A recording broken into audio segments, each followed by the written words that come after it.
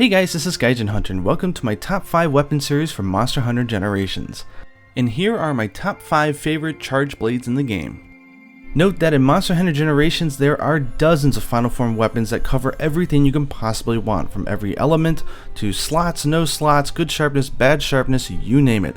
So finding the best of the best is actually an impossible task.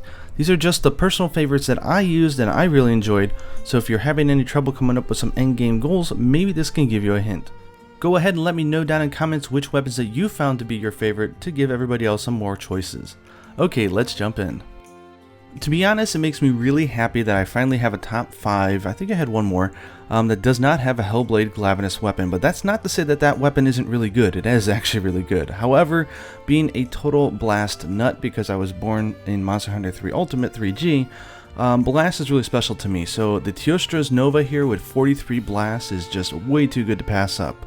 I do feel a little bad putting it on here because you will need to find a worn charge blade, which can be impossibly frustrating to get, but if you do, go ahead and spend it. It's definitely worth the upgrade, and try to pair this with Sharpness +2 so that you can bop up the attack value, because 170 is a little bit on the lower end of the spectrum. But for hunts against multiple monsters, I think you'll find it performs just fine. Okay, when it comes to charge blade, like me and a lot of other people, we really like good, strong, raw power, and the Deviant for Tigrex, the Rudra Divide, does not disappoint. At 200 attack and 10% affinity with natural white that's actually kind of medium long, this is definitely a solid weapon to go for. Another thing worth noting is that every single charge blade in this list are all impact type. It's not to say that elemental isn't really good, it is. Just ask good old Poogie Platoon fellow member Apex, he's been testing it out and having some really good results. However, I do find that impact does win out overall in the end, at least that's my opinion.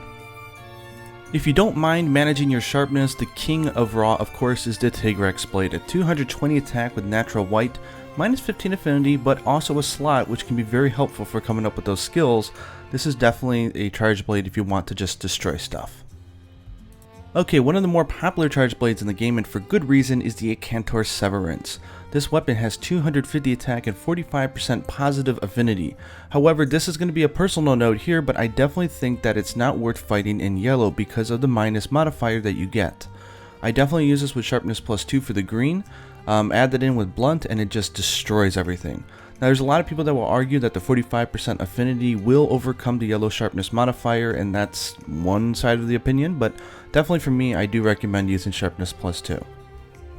And actually, before I move on to the next weapon, I've never discussed it in any of my videos, but there is the negative sharpness modifier. This affects weapons with yellow sharpness or below. When you start the animation of an attack, if you hit the monster in the beginning part of the animation, you only do 30% damage. That really hurts, especially if you're close to the monster.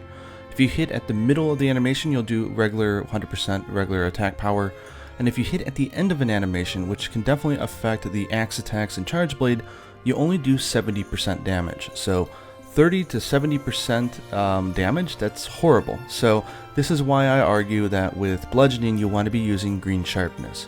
Anyways, this is a system that a lot of people don't know about that has existed in all the, well, at least most of the past Monster Hunter games that I know of, at least from 3 Ultimate, so definitely keep this in mind. Speaking of bludgeoning, here is a darn good weapon to use with it, which is the Amatsu's Celestial Vortex. Nice naming. 240 attack, super long green, minus 20 affinity and 16 water. This thing is an absolute beast. You can want to just sort of blow right through that blue sharpness at the top there and just fight in green.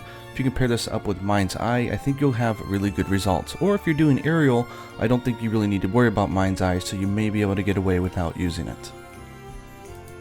Okay, so those were my top 5 favorite charge blades, and remember the key word is favorite. It doesn't mean that they're the best of the best. There is no right answer when it comes to Monster Hunter, except for maybe the bow.